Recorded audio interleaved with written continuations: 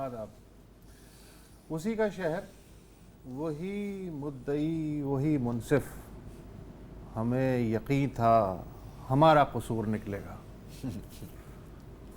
10 ماہ پہلے چلتے ہیں 19 جنوری، ساہیوال ٹول پلازا کے نزدیک صوبہ پنجاب کے کاؤنٹر ٹیررزم ڈپارٹمنٹ کی ایک کارروائی میں ایک کار میں سوار خاتون اور بچی سمیت 4 افراد ہلاک ہوئے۔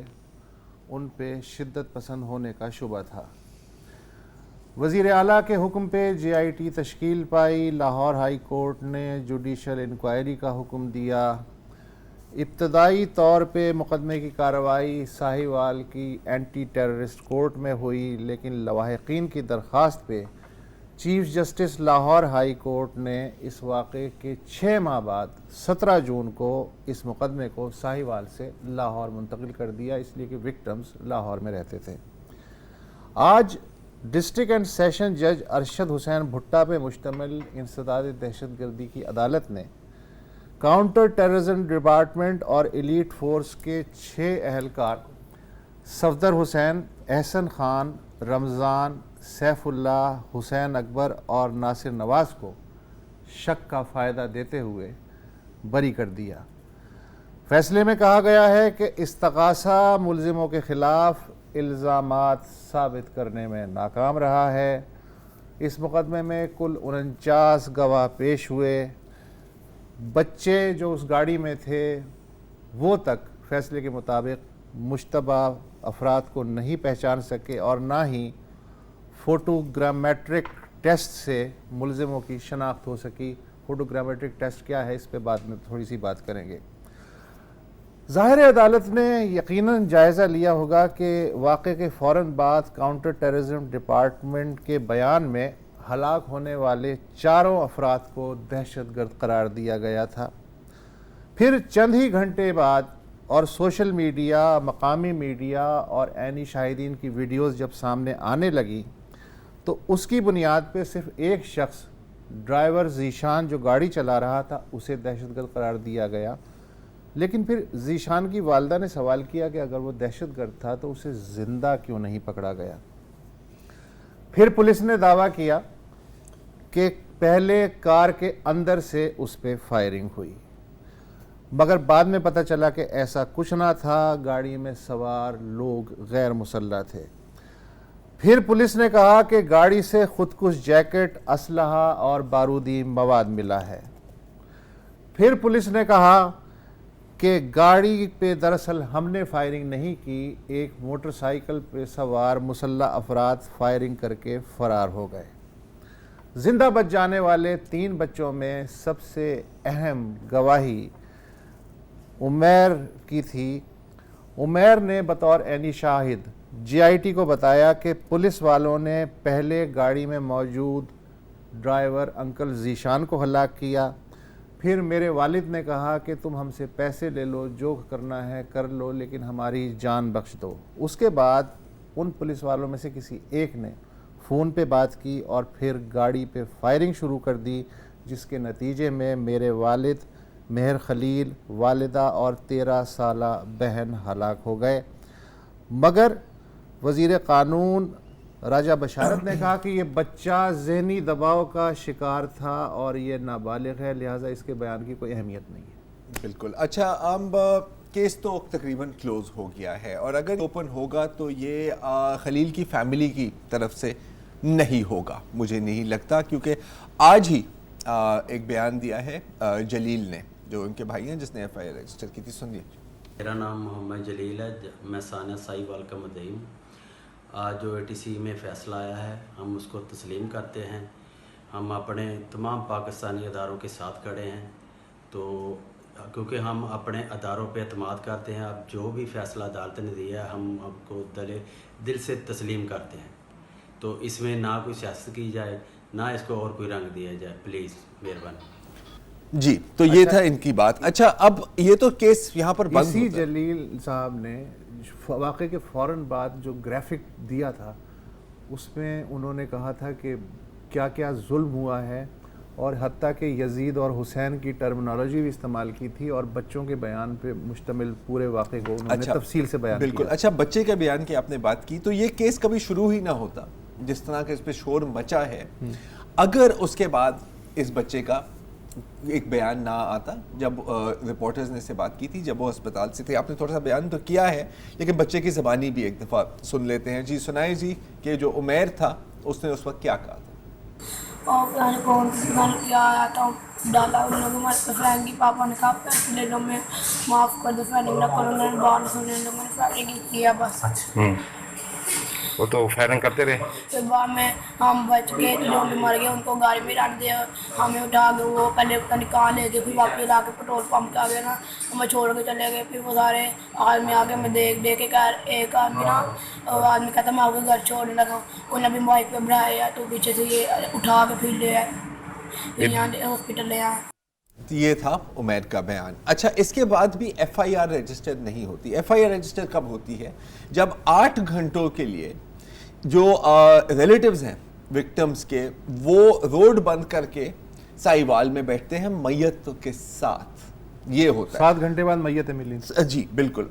اس کے بعد پھر case F I R register ہوتا ہے اور پھر پنجاب کے چیف منسٹر عثمان بزدار صاحب حرکت میں آتے ہیں اور کہتے ہیں کہ جی یہ جو سی ٹی ڈی والے ہیں ان سب کو آپ گرفتار کریں. اور پھر وہ بڑی مشہور جو ویژول ہیں کہ وہ گلدستہ لے کے اور جو بچوں کے پاس جاتے ہیں, بچہ اس وقت آئے تھے سو رہا تھا لیکن پھر جب دوبارہ جاگ جاتے ہیں تو پھر جا کے پیار کرتے ہیں. اچھا, حکومت بھی حرکت میں آتی ہے. آپ نے بتایا کہ راجہ بشارت پروونشل لا منسٹر کا. اچھا, یہ بھی انہوں نے کی تھی کیا, دیکھیں کولیٹرل ڈیمیج تھا, Zeeshan was a criminal terrorist وغیرہ وغیرہ, لیکن اس کے ساتھ ساتھ یہ بھی کہا کہ ذرا آپ فکر نہ کریں انصاف ملے گا ہی ملے گا.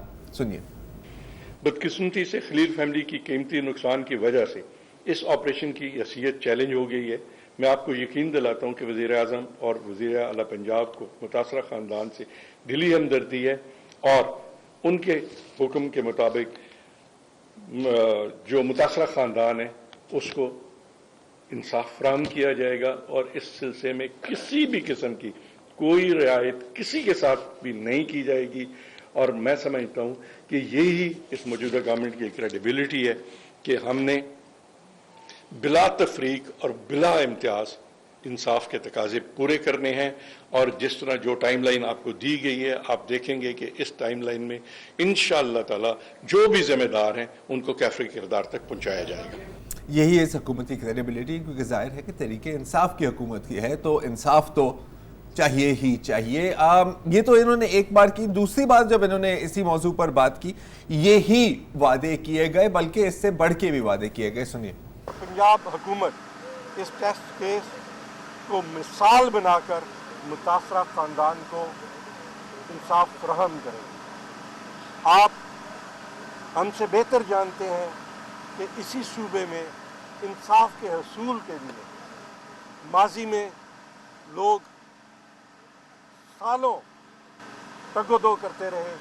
موجودہ حکومت کی یہ کمٹمنٹ ہے کہ ہم نے مظلوم کو انصاف دینا ہے اور اس امر کو یقینی بنانا ہے کہ یہاں قطعی طور پر یہ تاثر نہیں ابھرنا چاہیے کہ یہاں کوئی شخص بھی قانون سے بالاتر ہے. جی اچھا, یہ تو صوبائی لیول پر, اور ظاہر ہے کہ اور بھی وزراء نے اس پر بات کی. آپ فیڈرل اگر ہم کیبنٹ کی بات کریں تو جو اسٹیٹ منسٹر فار انٹیریئر ہیں ہمارے شہریار افریدی صاحب, تو انہوں نے بھی اپنے روایتی انداز میں on the floor of the house کچھ باتیں کی تھی. کیا باتیں کی تھی آپ جانتے ہی ہیں, سن لیجیے. اور سب سے بڑھ کر یہ کہ پرائم منسٹر صاحب اور اس گورنمنٹ کی کمٹمنٹ ہے کہ چاہے وہ جو بھی شخص ہو, صرف ابھی وہ سسپینڈ ہوئے بیہائنڈ دا بارز گئے سی ٹی ڈی کے لوگ, لیکن میں نے جان اللہ کو دینی ہے اور آج میں اس ایوان پہ کہوں گا چاہے مجھے اس عہدے سے استعفیٰ دینا کیوں نہ پڑے, میں آج آن ریکارڈ کہہ رہا ہوں we will make them an example which the rest of Pakistan will remember for ages inshallah. چاہے مجھے اس عہدے سے استعفیٰ بھی دینا پڑے. اچھا, اب ظاہر ہے کہ یہ لائن کیوں چل رہی تھی, کیونکہ اسی وقت وزیر اعظم عمران خان صاحب جو شاید اس وقت قطر میں تھے, انہوں نے کہا کہ جی بالکل کاؤنٹر ٹیررزم ڈپارٹمنٹ نے بہت اچھا کام کیا ہے again the fight against terrorism, یہ بات بالکل 100% سچ ہے، لیکن قانون کے سامنے سب کو اکاؤنٹیبل بھی ہونا ہے، اور جیسے ہی JIT کی رپورٹ آتی ہے action will be taken.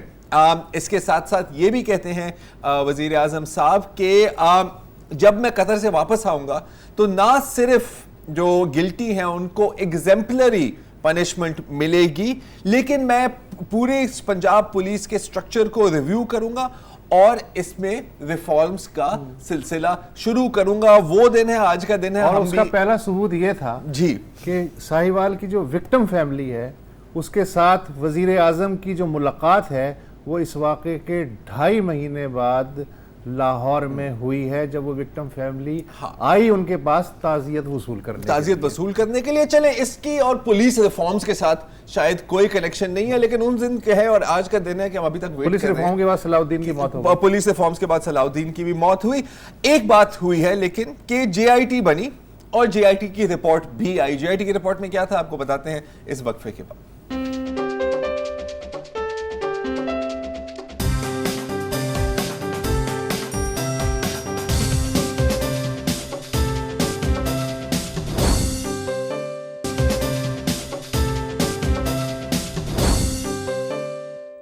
Welcome back جی. بات ہو رہی ہے ثانیہ ساہیوال اور اس کے آج کی جو فیصلے آیا ہے اس کے اوپر. تو اب بات کرتے ہیں JIT رپورٹ میں کیا کیا تھا. اچھا JIT رپورٹ میں پہلے تو کہا کہ یہ جو موٹر سائیکل کی جو بات ہو رہی ہے ایسی کوئی چیز نہیں ہے، نہ ہی وہاں سے کوئی نامعلوم افراد فائرنگ کر کے بھاگے ہیں جیسے پولیس کا CTD کا ابتدائی موقف یہی تھا. یہ بھی کہا کہ جو وہاں پر جو آفیسرز آپریشن ہینڈل کر رہے تھے انہوں نے ڈسٹرکشن آف ایویڈنس بھی کی ہے، یعنی کہ ٹیمپرنگ آف ویپنز، DVR اور فائرنگ سپاٹس. اس کی مزید ڈیٹیلز فورینسک رپورٹ میں ہیں، وہ آپ بتا دیں گے ابھی تھوڑی دیر میں. اور پھر ایک مختلف کیس ان کے خلاف بھی رجسٹرڈ ہوا. اچھا JIT میں یہ بھی کہا گیا کہ ذیشان کا جو بھائی ہیں وہ بھی ان کا بھی کوئی شکی کردار ہے، اینڈ ذیشان کے بارے میں کہا گیا اگین JIT میں کہ جی ان کے کوئی کانٹیکٹس رہے تھے داعش کے ساتھ. سچ ہے غلط ہے، that is separate from this case. یہ بھی اس میں بات کی گئی کہ گاڑی کو روکا گیا پیچھے سے فائرنگ کرتے ہوئی اینڈ اٹ واز انپرووکڈ فائرنگ. یہ اس میں کلیئر ہے. اور پھر وہاں سے گاڑی روڈ کے ڈیوائیڈر پر ہٹ کر کے رکی. CTD ٹیم نے بچوں کو گاڑی سے نکالا اور فائرنگ اوپن کر دی. JIT نے یہ بات مانی کہ گاڑی کے اندر سے فائرنگ ہوئی؟ نہیں، گاڑی کے اندر سے فائرنگ ہوئی، گاڑی پر فائرنگ ہوئی، اس کے نتیجے میں وہ رکے and so on and so forth. مطلب مور اور لیس جو وہ میر بول رہا تھا اسی پیٹرن پہ یہ چل رہے ہیں. SSP جواد قمر اور DSP آصف کمال کی کوئی ڈائریکٹ انوالومنٹ اس میں انہوں نے رول آؤٹ کر دی، لیکن یہ کہا بالکل کہ جو افسران ہیں they were responsible for the firing. Chain of command clear نہیں ہوا پوری ہی JIT میں، اور شاید یہ بھی ایک وجہ ہے آج جو ہم نے کنوکشن کی ہے، جو آج جو اکویٹل ہوا ہے. اچھا اب ہم بات کر رہے ہیں، ہم نے جو بات کی ہے کہ حکومت کے دعوے تھے کہ حکومت ہم انصاف دیں گے. اصولاً اگر ہم بات کریں تو ججمنٹ تو کورٹ نے دی ہے. تو یہ ایک سوال بنتا ہے کہ آپ کس حد تک آپ گورنمنٹ کا اس میں رول پھر کیا بنتا ہے، رائٹ؟ کہ آپ انشور کریں کہ پروسیکیوشن اپنا کام کریں، آپ یہ انشور کریں کہ جو وٹنسز ہیں یا جو کمپلیننٹس ہیں ان پر کسی قسم کا دباؤ نہ آئے. میری مطلب ان ایکسپرٹ اوپینین تو میرا یہی بنتا ہے. بہرحال تھوڑی دیر میں اس کا جو ایک جو ہے فورینسک رپورٹ کی آپ نے بات کی، وہ بھی اس کا کی کمپوننٹ ہے. Punjab forensic science agency Lahore کی جو حتمی رپورٹ ہے اس میں یہ ہے 14 فروری کی BBC کی رپورٹ عمر دراز ننگیانہ کی. اس کے بقول جو فورینسک رپورٹ ہے حتمی، اس میں کہا گیا کہ کاؤنٹر ٹیررزم ڈپارٹمنٹ نے تجزیے کے لیے جمع کرانے والے زیادہ تر شواہد میں رد و بدل کیا، یعنی ٹیمپرنگ. فورینسک کے لیے بھجوائی گئی کچھ بندوقوں کی نالیاں یا فائر پنز تبدیل کی گئیں. کال ڈیٹا ریکارڈ میں تبدیلی ہوئی. اس ریکارڈ سے پولیس وائرلیس یا دیگر ذرائع مواصلات سے ہونے والی گفتگو کی نوعیت معلوم ہو سکتی تھی. CTD کے اہلکاروں نے دعویٰ کیا کہ پہلے سوزوکی آلٹو سے گولیاں چلائی گئیں اور گولیوں کے نشانات پولیس گاڑی پہ موجود ہیں. فورینسک رپورٹ کے مطابق یہ جو پولیس کی گاڑی پہ گولیوں کے نشانات ہیں یہ اس وقت ہیں جب پولیس گاڑی حرکت میں نہیں تھی, ساکت کھڑی تھی, اور یہ گولیاں واقعے کے بعد چلی ہیں. ہلاک ہونے والوں پہ فورینسک رپورٹ کے حساب سے گولیاں ایک طرف سے نہیں بلکہ مختلف سمتوں سے اور مختلف فاصلوں سے چلائی گئیں. فورینسک تجزیے کے مطابق سب سے قریبی گولی 1.5 فٹ کے فاصلے سے چلی. اس سے یہ کہانی بھی باطل ہو رہی ہے کہ موٹر سائیکل سواروں نے گاڑی پہ گولیاں چلائیں تھیں. اچھا, اب ہمارے ساتھ موجود ہیں سلمان اکرم راجہ صاحب, جو تعارف کی ضرورت ممتاز قانوندان ہیں. سلمان اکرم راجہ صاحب, یہ عجیب کیس ہے جس میں بچوں سمیت کوئی بھی بقول جج مشتبہ افراد کو نہیں پہچان سکا, فوٹو گرامیٹرک ٹیسٹ سے بھی ملزمان کی نشاندہی نہیں ہو سکی, کہ فورینسک ثبوت بھی موجود ہیں لیکن غالباً عدالت ان سے بھی مطمئن نہیں ہے. یہ ہو کیا رہا ہے؟ یہ سیدھی سی بات ہے, ریاست نے تہیہ کیا ہے یہاں پہ کہ ہم نے انصاف نہیں دینا, ہم نے سچ کو چھپانا ہے, اور اس میں استغاثہ ہو, اس میں جو ریاست کے اہلکار تھے جو موقع پر موجود تھے, اس میں جو فورینسک ہوئے, جو آپ نے خود فرمایا ٹیمپرنگ کی گئی مواد کے ساتھ, تو تمام ریاستی اداروں نے اپنا اپنا حصہ ڈالا ہے اس میں کہ سچ سامنے نہ آئے اور ایک ایسی کہانی عدالت کے سامنے پیش کی جائے جو ظاہر ہے کہ کوئی معقول شخص ماننے کو تیار نہیں ہے, لیکن عدالت کے لیے وہ بظاہر کافی تھی اور اس کی بنیاد پر لوگوں کو چھوڑ دیا گیا.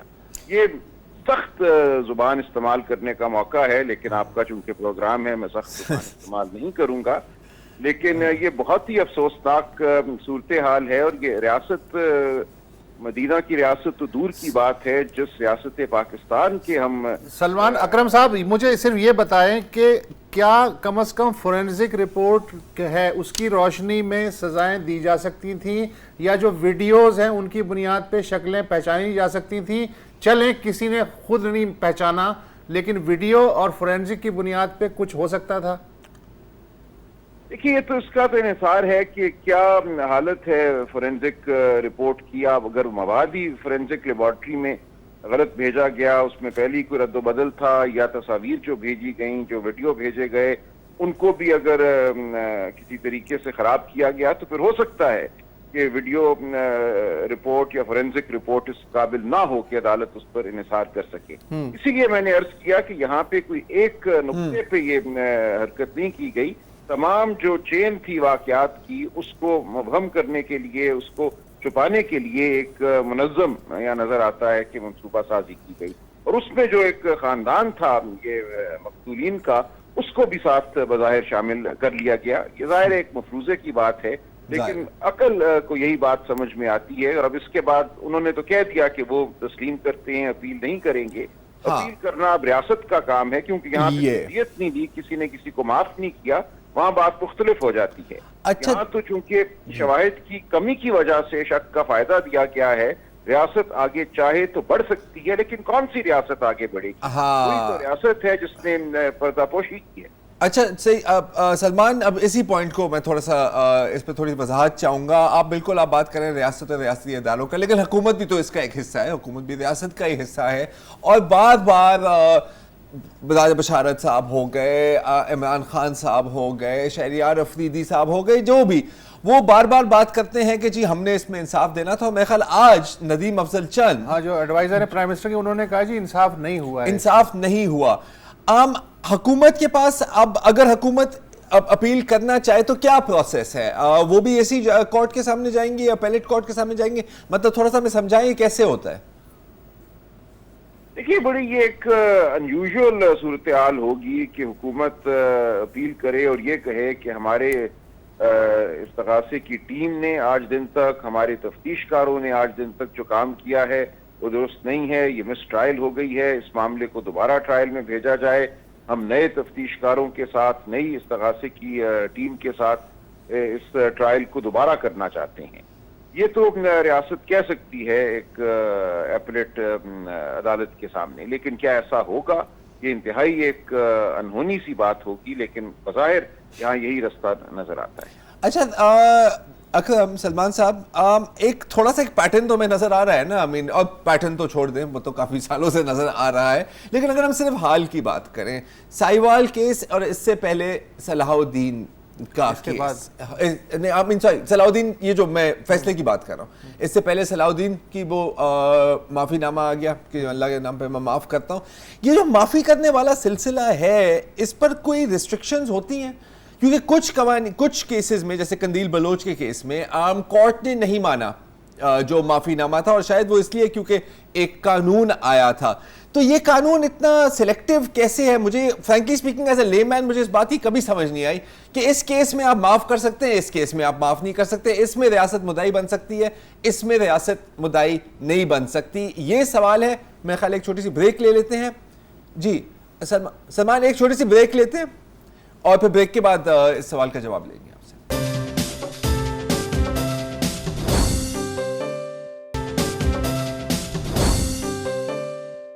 वेलकम बैक जी। बात हो रही है साहिवाल केस पर और हमारे साथ एडवोकेट सलमान अकरम राजा साहब मौजूद हैं। सलमान, ब्रेक से पहले आपसे ये सवाल पूछा था कि ये मुझसे समझ में नहीं आती जेन्युइनली कि कुछ केस में आप माफ कर सकते हैं और कुछ केसों में आप माफ नहीं कर सकते, कुछ केसों में रियासत मुद्दई बन जाती है और कुछ केसों में नहीं बनती। कोई हार्ड एंड फास्ट रूल या सिस्टम है या ये ऐसे ही रैंडम आपकी चॉइस पर चल रही होती हैं चीजें? देखिए, एक बज़ाहिर कायदा तो है हमारे यहाँ। 80 की दहाई में कुछ फैसले आए अदालतों के, उसके बाद कानून साजी हुई कि इस्लामी निज़ाम अदल में दियत जो है ये वरसा का हक है कि वो दियत लेकर माफ़ कर दें किसी भी मुल्जिम को या मुजरिम को जो बाज़ जराइम में मुलव्विस है, जिनमें कत्ल करना, जिस्म को नुकसान पहुंचाना शामिल है। बाद में ये बात आई कि जो दहशतगर्दी के मामलात हैं, जब ये एंटी टेरर के हवाले से कानून साजी हुई, उनको माफ करने वाला जो कानून है उससे हटा के रखा जाए। एक उसमें आप कह लीजिए एक एक्सेप्शन क्रिएट की गई कि एंटी टेररिस्ट कोर्ट के सामने जो मामला है वहाँ वरसा का हक नहीं होगा कि वो माफ करें या दियत लें। इसी तरह बाद में ये बात उठी कि जो ये ऑनर किलिंग के मामलात हैं, जहाँ गैरत के नाम पर किसी को कत्ल कर दिया जाता है, तो वहाँ ये होना शुरू हुआ कि भाई ने कत्ल किया, बाप ने माफ कर दिया और बेटी बेचारी मारी गई। तो उस हवाले से ये ख्वातीन की तंजीमों और दीगर जो ह्यूमन राइट्स से वाबस्ता तंजीमें हैं, उनका मुतालबा रहा और कानून साजी हुई है किसी हद तक, अगरचे अभी भी इसमें कुछ कमी है। इन मामलात में भी अदालत जो है वो रसा के माफ करने को चाहे तो नजर में ना लाए, नजरअंदाज करते और सजा देते। तो ये एक अमूमी हमारा कानूनी ढांचा है, लेकिन इसका असर जो है इस ढांचे से बहुत बढ़कर हुआ है।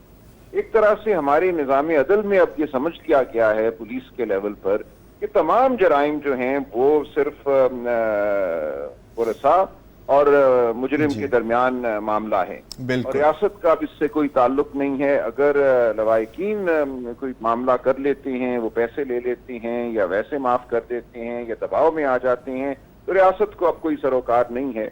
रियासत उसमें एक तरह से मुआविन बन जाती है और जहाँ शहादत और गवाही या बयान को वापस हो तो वहाँ भी रियासती जो एहलकार हैं वो मदद देते हैं कि मुजरिम के खिलाफ जो गवाही है उसको ख़त्म कर दिया जाए, या जो मकतूल के वरसा हैं उनको कहा जाए कि अब आपने माफ़ी दे दी है तो आप अपने बयान से भी फिर जाएं। और ये मामला रेप के केसेस में भी होता है। बहुत अच्छा। ना सिर्फ रियासत इन मामलात में लाताल्लुक़ है, बल्कि जो रियासत मुकदमे दायर करती है उनमें भी लाताल्लुक़ है। आज ही की एक मिसाल है सलमान अकरम राजा साहब कि हुकूमत ने परवेज़ मुशर्रफ के खिलाफ जो आइन के आर्टिकल 6 के तहत खुसूसी अदालत में मुकदमा चल रहा है, उसमें अपनी कानूनी टीम को डी नोटिफाई कर दिया है या तोड़ दिया है। अच्छा, ये टीम नवंबर 2013 से रियासत की इस मुकदमे में नुमाइंदगी कर रही थी। तो जस्टिस वक़ार अहमद सेठ ने भी पूछा कि भाई ये किस कानून के तहत वकला की सरकारी टीम को डी नोटिफाई किया गया है। राजा साहब, ये डी नोटिफाई होता क्या? अब इसका नतीजा क्या निकलेगा इस केस में? इसका मतलब यही होगा कि हतमी दलाइल नहीं हो पाएंगे, मामला इल्तवा में चला गया। नई टीम कब मुकर्रर की जाती है? जब नई टीम मुकर्रर होगी कई माह बाद, वो आके फिर वक्त मांगेगी कि अब हमें तैयारी के लिए वक्त चाहिए। 6 साल पर मुहित रिकॉर्ड है, उसको हमने देखना है। ظاہر یہاں پہ مقصد یہی تھا کہ اس ٹیم کو فارغ کر کر اپنی مرضی کی کوئی ٹیم لائی جائے.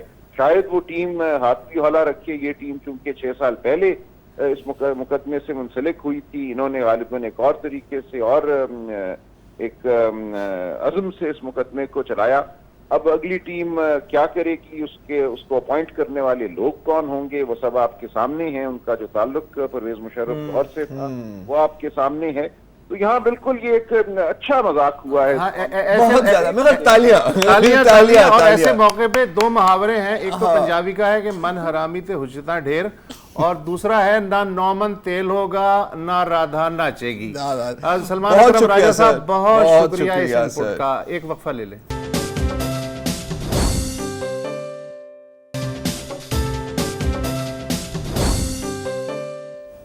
ویلکم بیک جی. اور جب سے ڈاکٹر فردوس عاشق اوان ڈاکٹر آپا فردوس عاشق اوان نے اپنی ڈاکٹری آزمانے کی کوشش کی تو کافی مسئلہ ایک پڑ گیا ہے, کیونکہ انہوں نے کہا تھا کہ کوئی لوپرین ہوتی ہے دوائی اور اس کی وجہ سے یہ سب کچھ ہوا ہے. اور پھر مختلف ٹاک شوز پر جو ایکچوئل ڈاکٹر ہیں وہ بھی آئے. میں یہ نہیں کہہ رہا کہ وہ ایکچوئل ڈاکٹر نہیں ہے, لیکن پریکٹسنگ ڈاکٹر وہ آئے. انہوں نے کہا کہ نہیں جی یہ شاید کچھ غلط بول رہی ہیں. فردوس عاشق اوان صاحبہ نے تھوڑی سی یہ بات لگ رہا ہے دل پہ لے لی ہے, کیونکہ آج انہوں نے کچھ ایسا کہا. پہلی بات تو یہ ہے کہ آپ ڈاکٹر ہیں یا میں ڈاکٹر ہوں, پہلے یہ تعین کر لیں آپ نے میرے والا کام کرنا ہے یا میں نے آپ والا کرنا ہے. یہ ون آف دی فیکٹر ہے. اور لوپرین کیوں دی جاتی ہے؟ سب سے پہلے تو آپ کو یہ پتا ہونا چاہیے نا, خون پتلا کرنے کے لیے. خون کیسے گاڑھا ہوتا ہے جس کا کولیسٹرول بڑھ جاتا ہے. کولیسٹرول کس طرح بڑھتا ہے؟ جب آپ مرغن غذائیں کھاتے ہیں, جب آپ ہیلدی ڈائٹ چھوڑ کے, اور یہ میں نہیں کہہ رہی جو ان کا گھر سے ٹفن آتا ہے وہ میں تو پریپیئر نہیں کر رہی ہوتی, اس ٹفن کے کانٹینٹ دیکھ لیں اس میں کیا آتا ہے. تو یہ آ گئی ہیں واپس نہاری. M B B S doctor اور اسپن ڈاکٹر میں کیا فرق ہوتا ہے؟ اب کام سے ڈاکٹر ہوتا ہے, ایم بی بی ایس ہو یا اسپن ہو. میں یہی کہنا چاہوں گا, کیونکہ جواب نہیں ہے میرے پاس. اچھا اب ظاہر ہے کہ انہوں نے اس وقت تک شاید یہ تو بات کری ہے نا دوبارہ نہاری اور حدیثے وزیسے والی, تو عمران خان صاحب کچھ تھوڑی سی اور لائن پکڑی ہوئی ہے پچھلے 1.5 دنوں سے. ایسا ہی کچھ ہے آج 24 گھنٹے سے. 24 گھنٹے. اچھا, انہوں نے ظاہر ہے ایک ٹویٹ کیا جو کہ کرنا چاہیے بطور وزیر اعظم ایک قومی رہنما کے طور پہ, کہ سیاسی اختلافات اپنی جگہ مگر میں صدق دل سے نواز شریف کی صحت یابی کے لیے دعا گو ہوں. یہ انہوں نے کہا. بہت اچھی. اچھا, لیکن جہاں تک اس معاملے کا تعلق ہے کہ کیا کیا جائے جو بیمار لوگ ہیں, تو مجھے لگ رہا ہے کہ جو حکومت ہے وہ پالیسی کے لحاظ سے وہ تاتا تھیا کر رہی ہے. ایسا ہی کچھ ہے. کیسے؟ کل عدالت سے درخواست کی مریم نواز نے کہ مجھے 1 گھنٹے کے لیے رکنے کی اجازت دی جائے. عدالت نے کہا جی ہمارے دائرہ اختیار میں نہیں ہے. رات کو اچانک سے محکمہ داخلہ نے یا کس کے کہنے پہ مریم کو کوٹ لکھپت جیل سے نکال کے والد صاحب کے پاس پہنچا دیا گیا. وہاں ان کی ظاہر طبیعت تھوڑی خراب ہو گئی ہوگی والد کو دیکھ کے, تو انہیں وہاں ایڈمٹ کر لیا گیا. پھر صبح فجر کے وقت اچانک پتہ نہیں کس کے حکم پہ انہیں دوبارہ کوٹ لکھپت جیل لے جایا گیا. چلے ٹھیک ہے, یہاں بھی بات ختم ہے. اب یہ شام کی ڈیولپمنٹ یہ ہے کہ عمران خان نے گورنر پنجاب چودھری سرور اور جو وزیر اعلیٰ عثمان بزدار ہیں ان سے کہا ہے کہ مریم بی بی کو ہاسپٹل منتقل کرنے کے لیے تاکہ وہ اپنے باپ کے قریب رہ سکیں قانونی تقاضے پورے کیے جائیں. بس NGV. اچھا پتہ ہے یہ بڑا سمپل مسئلہ ہے, میں اس میں کوئی زیادہ کنسپریسی تھیوری نہیں دیکھ رہا.